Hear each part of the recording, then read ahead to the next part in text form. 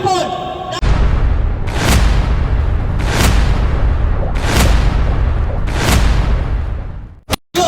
Pag ang kontraktor at politiko magnanakaw, ibig sabihin,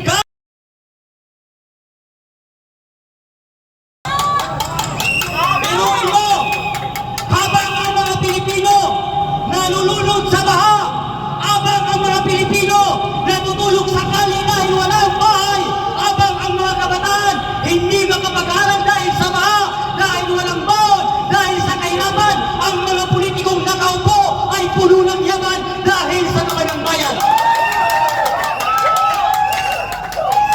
Ang tagal-tagal na natin, ilang presidente na ang dumating, hindi pa rin natin nakakamtan ang hustisya sa ating bansa. Papalit ng papalit ang mga pangulo. Ngunit, sige, thank you. Akala ko,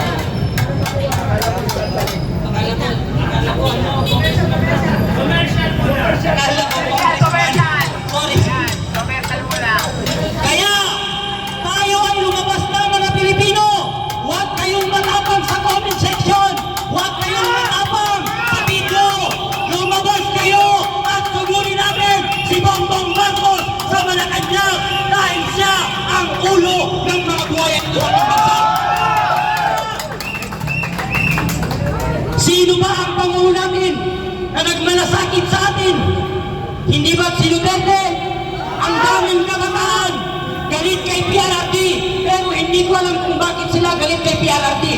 Kung hindi dahil kay PRRD, mga kabataan na buang na galit kay PRRD, hanggang ngayon adik kayo. Duterte! Naramdaman nyo nung hindi naupo si PRRD sa pagkapangulo. Ang mga estudyante, pag umuwi ng school, bangkay pag-abot sa bahay dahil direct ng mga kaadik.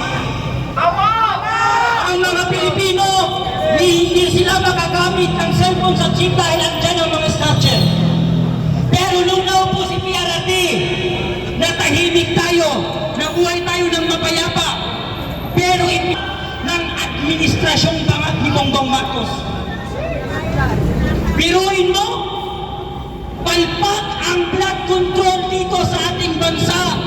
Binaha ang Luzon, buang na congressman na si Abante, ang iniimbestigahan niya ang Davao. Kung hindi ba naman kayo mga utak hipon, bakit sa Luzon ang may baha, sa Davao ang iniimbestigahan nyo? Bakit sinasabi na si Abante ay utak hipon? Dahil ang hipon, nagpalo ang tae pati utak na hindi niya kayang paghiwalayin ang tama at mali.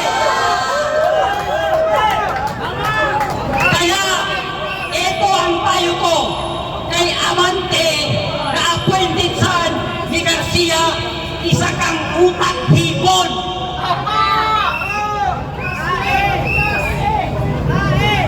Sa kabila ng paghihirap natin mga Pilipino, lumulusong tayo sa baha, hindi tayo makatulog ng maayos. Meron palang mga pamilya, meron palang mga politiko na nagpapakanasa, nagpapakasarap sa kabanang bayan. Karapatan natin mga Pilipino na ungkatin kung saan napunta ang budget ng flood control. Dahil tayo ay mga taxpayer na nagbabayad ng buwis dito sa bansang ito. Biruin mo ang mga anak ng mga kontraktor na mga hindi na sila nahiya mag-post-post ng mga kinakain nila na nagkakahalaga ng 759,000 ang mga si Chela Alonte. Akalanin mo walang hiya na nag-post sa Instagram niya?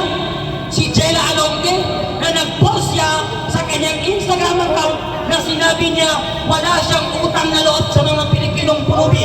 Tanga ka.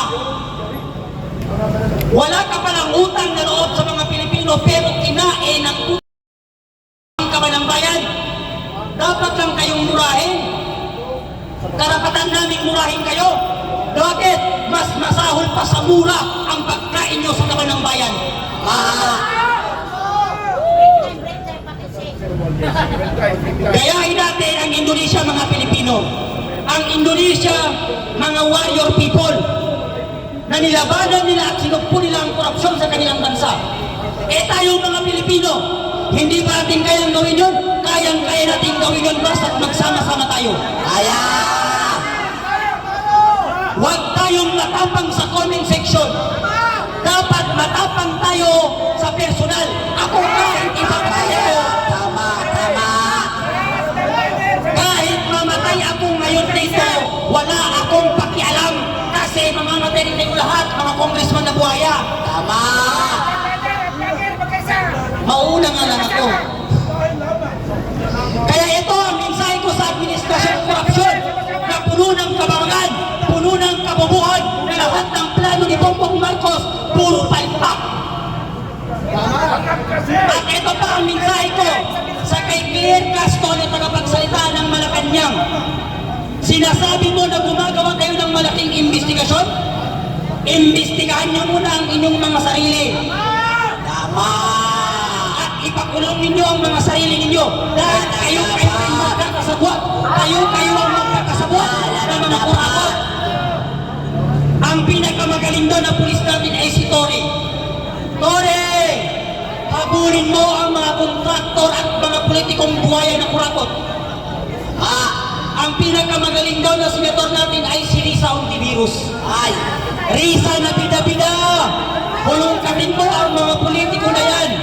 At ang pinakamagaling daw sa Congress ay si Abante. Abante! Abante!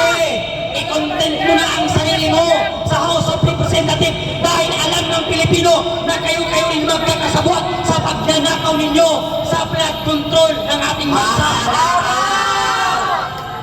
Kaya habang maaga pa, Luzon, Visayas at Mindanao, labanan na natin ang korupsyon sa ating bansa dahil ang tagal na nating naghihirap sa bansang ito, wala pa rin tayo nangakamtang mustisya at kapayapaan sa ating bansa. Bakit? Ang mga nauupo at nananalo ay puro magnanakaw. Thank you. At isigaw natin, Marcos magnanakaw! Kaya ako sa'yo, Kuya Pag! Kuya Pag! Marcos magnanakaw!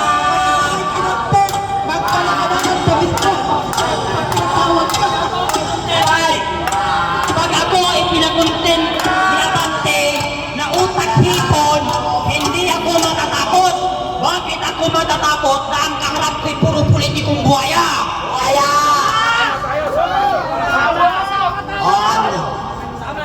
Yun ang boses ng kabataan.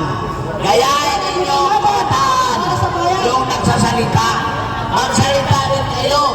Huwag lang kayo dyan sa TikTok, mga kabataan. Mamulat na kayo, mga kabataan.